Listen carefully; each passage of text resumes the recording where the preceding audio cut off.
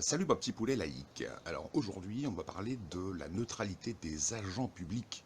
La neutralité qui est liée à la loi de 1905.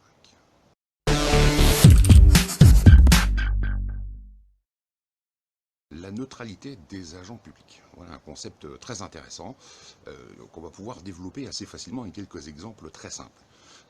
La loi de 1905 impose à toutes les personnes dépositaires du pouvoir administratif en France d'être neutre dans ses décisions, et neutre par rapport à la religion, par rapport au culte des gens à qui ils vont être confrontés. Imaginons, je vais à la préfecture et je me retrouve face à un type avec une croix en bois autour du cou, et je viens chercher mes papiers pour mon permis de conduire. Et le type me regarde, ne m'aime pas, enfin je sens qu'il y a comme une certaine résistance, et il refuse de me donner mes papiers. Je suis donc fondé de dire qu'il l'a refusé en posant une hypothèse, hein, comme quoi je ne rentre pas dans les conditions de sa croyance. C'est pour ça qu'on demande la neutralité. Autre cas, par exemple, je vais aux impôts et j'ai un salafiste avec petit bonnet, avec la barbe, tout ça, et le gars me fait un contrôle fiscal. Hein. Il sent bien que je peux avoir une bonne tête de sataniste. Il me fait le père, la mère, la totalité de tout, mes comptes, jusqu'au bout, jusqu'au bout. Le gars fait mon contrôle fiscal, mais je sens quand même quelque part qu'il y a il y a une certaine animosité par rapport à mon état de presque sataniste. Donc voilà, la neutralité de l'État, c'est pour éviter ça. C'est-à-dire que les décisions administratives, en tant que telles, doivent être appliquées comme une décision administrative et pas faire intervenir les croyances, les obédiences. Ça permet d'avoir une certaine assurance, en fait, que la décision qui sera apportée à mon propre cas ne sera pas teintée par des idéologies, par des croyances particulières. Ça permet donc d'avoir l'assurance que l'État est de mon côté.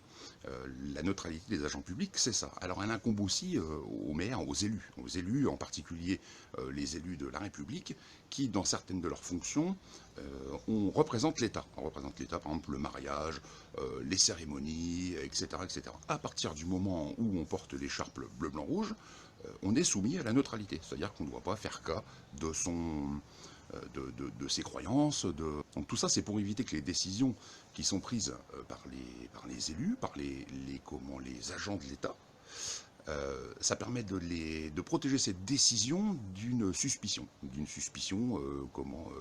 à l'endroit des gens qui auraient une croyance ou une croyance différente ou qui n'auraient pas de croyance. Voilà. Donc cette neutralité incombe à l'ensemble des fonctionnaires, à l'ensemble des élus de la République, à partir du moment où ils sont dans des fonctions régaliennes. Voilà, c'est simple, hein, à partir du moment où ils font le boulot de l'État. C'est sur ces questions-là qu'arrive souvent une petite nuance où on précise que l'État serait neutre. Non, il n'est pas neutre. C'est à cause de cette notion d'agent public qui serait neutre que on essaie de noyer le poisson en expliquant que l'État serait neutre. L'État n'est pas neutre, il est séparé. Il faut se le répéter, le dire, le redire. L'État est séparé, le fonctionnaire est neutre. C'est toute la différence et c'est toute la nuance qu'il faut apporter dans le débat public.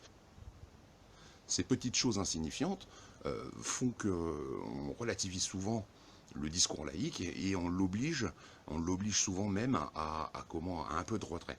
C'est pourtant très simple. L'État est séparé et les fonctionnaires sont neutres. La fonction publique, toutes les décisions apportées par l'administration ne doivent pas être teintées d'une quelconque croyance ou d'un quelconque combat idéologique. Donc toutes ces choses permettent en fait de pouvoir se dire que la liberté de conscience en France est préservée, parce qu'elle incombe à l'État, et elle permet de dire aussi que l'État ne peut pas être une force contre les croyants, contre les cultes. La chose qui est importante, c'est de savoir que cette liberté de conscience, hein, qui est préservée par l'État, garantie par l'État, ne peut fonctionner qu'à partir du moment où les agents administratifs sont neutres et que l'État est bien séparé des cultes.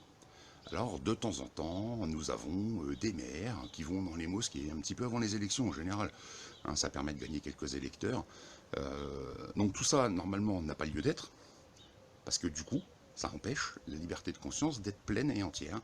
Et à partir du moment où on a une écharpe et qu'on fait le contraire de ce pourquoi on est censé être élu, avec l'idée d'un État séparé, d'une certaine neutralité, on met en danger la liberté de conscience de l'ensemble de tous les citoyens. Voilà, c'est tout pour aujourd'hui, j'espère que j'ai été clair. À bientôt mon petit poulet, prends soin de toi.